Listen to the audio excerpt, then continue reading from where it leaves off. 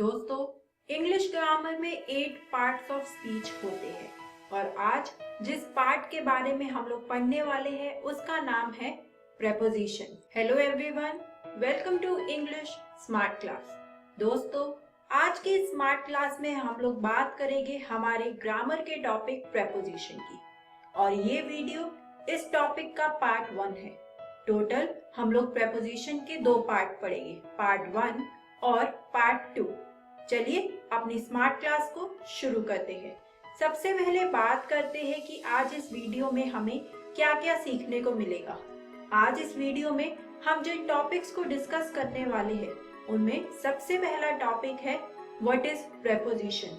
सबसे पहले जानेंगे कि आखिर प्रेपोजिशन होती क्या चीज है और इसके बाद हम लोग बात करेंगे इसके टाइप्स के बारे में कि आखिर प्रेपोजिशन कितने तरीके की होती है। तो दोस्तों, आज की इस वीडियो में आपको ये 2 टॉपिक्स पढ़ने को मिलेंगे। चलिए बात करते हैं व्हाट इज प्रेपोजिशन।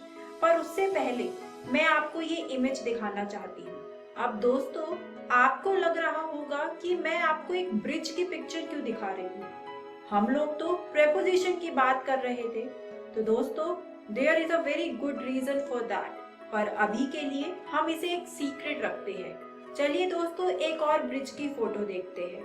दोस्तों, आपको नहीं लगता कि ब्रिज बहुत ही कूल चीज है? अगर आप इसे ध्यान से देखें तो हमें क्या पता लगता है कि ब्रिज एक ऐसा स्ट्रक्चर है जो कि 2 चीजों को आपस में कनेक्ट करता है। जैसे कि आप इस इमेज में देख सकते हैं, ये ब्रिज 2 साइड्स को आपस में कनेक्ट कर रहा है। अब दोस्तों, आप लोग सोच रहे होंगे कि हम एक ब्रिज की फोटो क्यों देख रहे हैं। आज की स्मार्ट क्लास तो प्रेपोजिशन के ऊपर थी, तो ये क्या पढ़ रहे हैं हम लोग? हमें तो प्रेपोजिशन पढ़ना चाहिए था और यहाँ पर हमें ब्रिज की फोटो दिख रही है कि आखिर ये चल क्या रहा है। Well friends, that is what a preposition is. What is preposition? A preposition is a bridge. दोस्तों, अगर मैं आपसे वर्ड्स की बात करूं, वर्ड्स का मतलब शब्दों की, तो शब्दों की दुनिया में प्रेपोजिशन एक ब्रिज का काम करता है। In the world of words in grammar, a preposition works just like a bridge in the world of words. चलिए दोस्तों, प्रेपोजिशन की डेफिनेशन को पढ़ते हैं एक बार। A preposition is a bridge that comes before a noun और pronoun and connects it to the rest of the sentence। चलिए दोस्तों, इस डेफिनेशन को और अच्छे से समझने के लिए हम लोग इसका एक एग्जाम्पल देखते हैं। दोस्तों, लेट्स से हमारे पास एक तरफ नाउन है at the end here and इस तरफ हमारे पास है rest of the sentence। अरे यहाँ पर तो हमारे पास एक प्रॉब्लम आ गई। आप जैसे अपनी स्क्रीन पर देख सकते हैं कि रेस्ट ऑफ द सेंटेंस और नाउन के बीच में एक गैप है। तो दोस्तों, हमें इन दोनों के बीच में कुछ ऐसा फिट करना होगा ताकि आपस में ये एक दूसरे से कनेक्ट हो सके। Now friends, let's say the part with the noun is my backpack and the rest of the sentence is I put my book. इसको पूरा रीड करते हैं एक बार। I put my book dash my backpack. अरे ये तो incomplete sentence बन गया। दोस्तों, आप देख रहे हैं कैसे इन दोनों सेंटेंसेस के बीच में एक गैप है, जिसकी वजह से ये दोनों सेंटेंस एक दूसरे से कनेक्ट नहीं हो पा रहे। That's why we need a connecting word. हमें यहाँ पर एक ब्रिज की जरूरत है जो इन दोनों को आपस में कनेक्ट कर पाए, आपस में जोड़ पाए। तो फ्रेंड्स, यहाँ पर हम लोग क्या चीज यूज करेंगे? यहाँ पर चीज हम जो यूज करेंगे वो है एक प्रेपोजिशन। तो फ्रेंड्स, इस sentence I put my book dash my backpack, इसको कनेक्ट करने के लिए हम यहाँ पर एक ब्रिज का यूज करेंगे और उस प्रेपोजिशन का नाम है जो इन दोनों सेंटेंसेस को आपस में एक दूसरे से कनेक्ट करेगी, वो है इन। चलिए हम लोग हमारा पूरा सेंटेंस पढ़ते हैं। I put my book in my backpack। दोस्तों, अब आप यहाँ पर देख पा रहे होंगे कि कैसे जो हमारा नाउन है my backpack वो हमारे rest of the sentence I put my book से कनेक्ट हो गया है with the help of a preposition that is in. चलिए दोस्तों एक और एग्जाम्पल देखते हैं। Charles loves to rest the floor. अरे अरे, फिर से इनके बीच में गैप आ गया, तो हमें यहाँ पर फिर से एक ब्रिज की जरूरत है।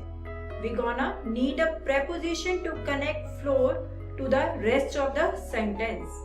तो यहाँ पर हम लोग ट्राई करके देखते हैं preposition on। चलिए एक बार अपना सेंटेंस पढ़ते हैं। Charles loves to rest on the floor। अरे फ्रेंड्स, ये तो मैच हो गया, क्योंकि फ्रेंड्स यहाँ पर ये जो preposition है on, ये फ्लोर को कनेक्ट कर रही है with the rest of the sentence, और हमारा पूरा सेंटेंस बन गया Charles loves to rest on the floor. तो दोस्तों अब हमने ये तो जान लिया कि प्रेपोजिशन क्या होती है। अब बात करते हैं प्रेपोजिशन के टाइप के बारे में। Friends, preposition are divided into 3 types depending on 3 situation. First, when any event or thing happened. Second, where the event or thing occurred, meaning take place. And the last one is in which direction the event or thing happening. चलिए दोस्तों सबसे पहले समझते हैं हमारे first type को, जो कि है when। दोस्तों the preposition that describe when an event happened, उनको हम लोग बोलते हैं preposition of टाइम। इनके एग्जाम्पल है in, on, at, before and after. चलिए दोस्तों इस प्रेपोजिशन ऑफ टाइम को और अच्छे से समझने के लिए इसके कुछ एग्जाम्पल देखते हैं। हमारा फर्स्ट एग्जाम्पल है माई बर्थडे फॉल्स, हमारा bridge connecting word in January. यहाँ पर when my birthday falls, It falls in the month of January। यहाँ पर दोस्तों ये जो in है ये एक ब्रिज का काम कर रहा है, क्योंकि इस in की वजह से ये जो my birthday falls ये कनेक्ट हो रहा है जनवरी के साथ, और इसीलिए ये जो in है ये एक प्रेपोजिशन है। चलिए इसका एक और एग्जाम्पल देखते हैं। My vacation ends, ब्रिज है हमारा on Monday. When my vacation ends, यानी कि मेरी वेकेशन कब खत्म हो रही है, मेरी वेकेशन मंडे को खत्म हो रही है। यहाँ पर ये जो वर्ड है ऑन प्रेपोजिशन, ये काम कर रहा है एज अ ब्रिज, क्योंकि इसने माई वेकेशन एंड्स इसको कनेक्ट कर दिया है मंडे के साथ, और क्योंकि ये हमें टाइम के बारे में बता रहा है कि किस समय खत्म हो रही है, इसीलिए हम इसे प्रेपोजिशन ऑफ टाइम भी कहते हैं। चलिए दोस्तों इसका एक और एग्जाम्पल देखते हैं। हमारा नेक्स्ट एग्जाम्पल है इट गेट्स कोल्ड, ब्रिज का काम कर रहा है यहाँ पर वर्ड एट नाइट। दोस्तों when it gets cold at night, तो ये जो वर्ड एट है ये कनेक्ट कर रहा है हमारे इट गेट्स कोल्ड को नाइट से, और इसीलिए ये एक प्रेपोजिशन है। तो दोस्तों अब हमने ये तो देख लिया कि when क्या होता है, प्रेपोजिशन ऑफ टाइम क्या है। अब हम लोग बात करते हैं where के बारे में। दोस्तों the preposition where anything is in context to other are defined as preposition of place, यानी कि किस जगह पर। इसके एग्जाम्पल है जैसे कि अंडर, above, at, in या फिर on। दोस्तों अब आप लोग सोच रहे होंगे कि जब हमने when पढ़ा था जो कि preposition of time है, उसमें भी हमने in, on, at एग्जाम्पल में पढ़ा। अब जब हम where की बात कर रहे हैं जो कि preposition of place है, यहाँ पर भी at, in, on यूज हो रहा है। पर दोस्तों याद रखिए कि ये जो where है preposition of place, इसके जो एग्जाम्पल है एट, इन, ऑन, ये अलग तरीके से यूज होते हैं एज कंपेयर टू व्हेन।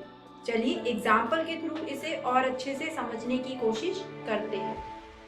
हमारा सबसे पहला एग्जाम्पल है the books are dash the table.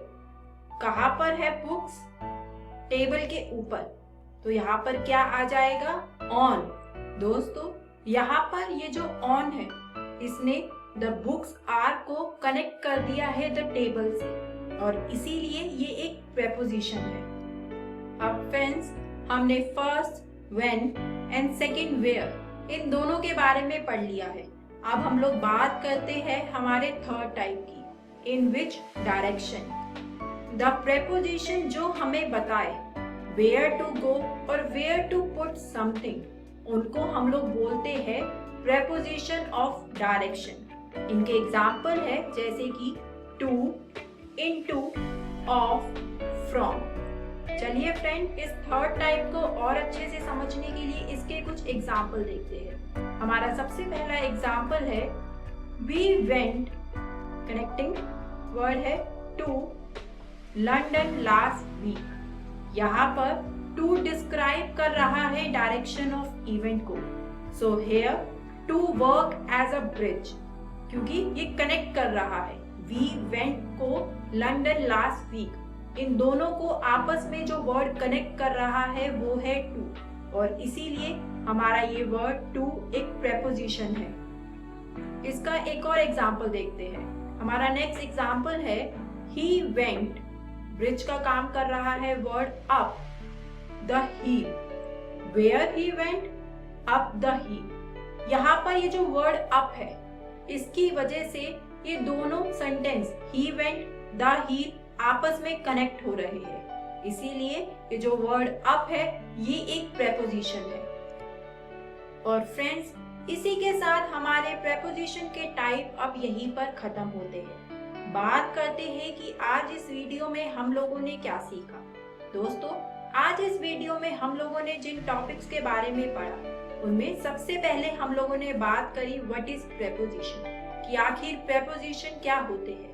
Preposition एक ब्रिज का काम करते हैं वर्ड की दुनिया में, क्योंकि ये दो एंड को आपस में लिंक करते हैं। इसके बाद हम लोगों ने बात करी टाइप्स ऑफ प्रेपोजिशन की, जिसमें हमने जाना कि प्रेपोजिशन 3 तरह की होती है। सबसे पहली when any event or thing happened, second where the event or thing occurred यानी कि take place, and the third and the last one is in which direction the event or thing happening। और example के through हमने इनको और अच्छे से समझने की कोशिश करी। इससे अगली वीडियो में हम लोग जिन टॉपिक्स के बारे में पढ़ेंगे उनमें है प्रेपोजिशनल फ्रेजेस। मैं आपको बताऊंगी कि प्रेपोजिशनल फ्रेजेस आखिर होते क्या है और उसके बाद हम लोग बात करेंगे how to use at, in, on, by, for. दोस्तों मैं एक चार्ट के थ्रू आपको समझाने की कोशिश करूंगी कि आप लोग एट को कहाँ पर यूज कर सकते हैं, इन को कहाँ पर यूज कर सकते हैं, ऑन, बाय, फॉर ये जो प्रेपोजिशन है इनको कहाँ पर इंग्लिश ग्रामर के करेक्ट यूज के थ्रू आपको यूज करना होगा। तो दोस्तों मिलते हैं नेक्स्ट स्मार्ट क्लास में। Thank you.